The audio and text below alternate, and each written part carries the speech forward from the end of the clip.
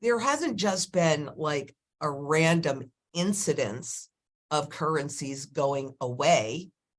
There have been over 4,800 times that this has happened historically. You know, I can't guarantee what's going to happen tomorrow, but if something historically has happened well over 4,800 times and we're doing the same thing and we have that same pattern, or most likely outcome is we're going to get the same results.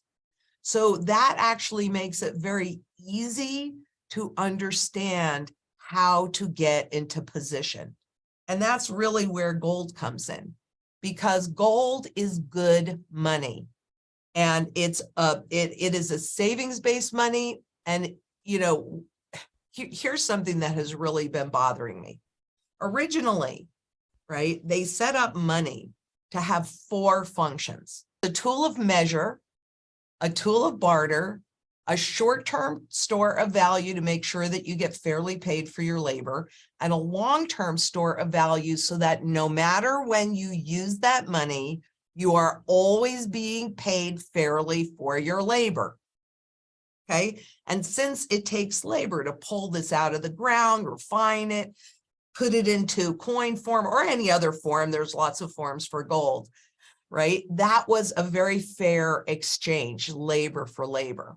Yeah. But for the governments, it created a problem, because if they wanted to tax you when you were on a gold standard, you knew about it and you might not agree. So in 1913, they installed the Federal Reserve, which is it's not a federal agent. It is a private for-profit entity. We need to be clear on that. And it does not hold reserves, but it does hold the power to print. Okay. And every time it does that, the value of the money already out there goes down. Okay. It's the purchasing power value. It doesn't matter how many of these things you have. It matters what you can convert them into. By design, when they converted us from a gold standard to what's called a fiat money standard, and the definition of fiat is by decree. So it is a government-based currency. And what backs our currency? The full faith and credit, right? So as long as you trust them, you'll keep loaning them money.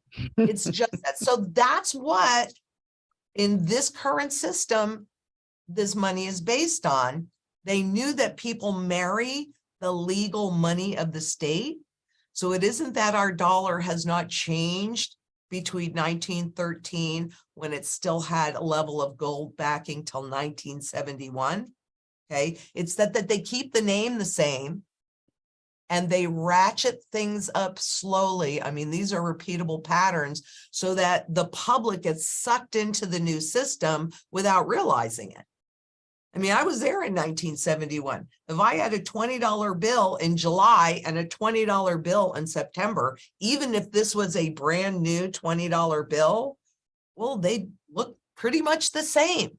So in all these different iterations, they keep things looking as normal as possible so that people are fooled. They don't think that anything has changed, when in reality, everything does indeed change. 1913, when they installed the Federal Reserve, they allowed them to print $2.4 for every dollar's worth of gold they held in deep storage. If you go to the FRED, F-R-E-D, which this is the Federal Reserve Education Department, okay? And in the search bar in there, you put in purchasing power of the consumer dollar.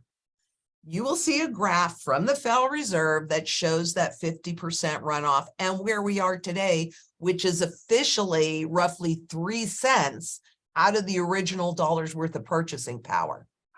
So the reality is that the system that they put in place, and there are 2 key reasons, and where they're moving us to is even scarier, okay? The system that they put in place was a way for the government to tax you without you realizing it, right? That's that almost invisible inflation tax. If they can keep it around 2%, nobody really notices. They don't change. That's what financial stability is. You don't change financial decisions based upon inflation. Right. Not that the price stays stable, but that you stay stable. And then, so they did that. And for corporations, they wanted to be able to pay you less. But if you were used to getting $10 an hour, you weren't going to accept 5. However, if they could make that $10 spend like 5, then they really were buying you cheaper. That's the problem for the governments, is that rapid inflation, because the public notices. If they can keep it small enough, you don't notice, you don't ask for any more, you don't have a problem, but that's also what enabled wealth and income inequality. Now, you had the power of the gold, right, to go in and take out the gold from the system. When they took that away from us, well, these kinds of things, dollar bills, they actually preserve your principal, not your purchasing power. That's already all gone. Right. Okay, which is one of the reasons why I say this is the end of the currency's life cycle. But if you had this, it preserves a principal. So when a government makes, or a central bank makes a policy, it typically takes about, on average, 18 months to work through the system before they know that they get the results that they want. Here's where they're moving us to: a digital currency that is programmable. So they get to not only see every single penny that comes in and goes out, right? Where it's going to, where it's coming from. They can also dictate where you can spend it. So they can have full control if all the wealth you hold remains in the system and we go into a CBDC. That's not okay with me. The Wall Street wants you to think, well, if you have stocks and you have bonds, you have a diversified portfolio, but they're all dollar denominated. Right. And as we've all seen this year, both of them dropped pretty dramatically because it's not real. Okay.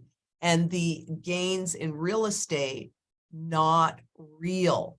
Right. That was all manipulated. And they talked about it back in 2008 to reflate the markets.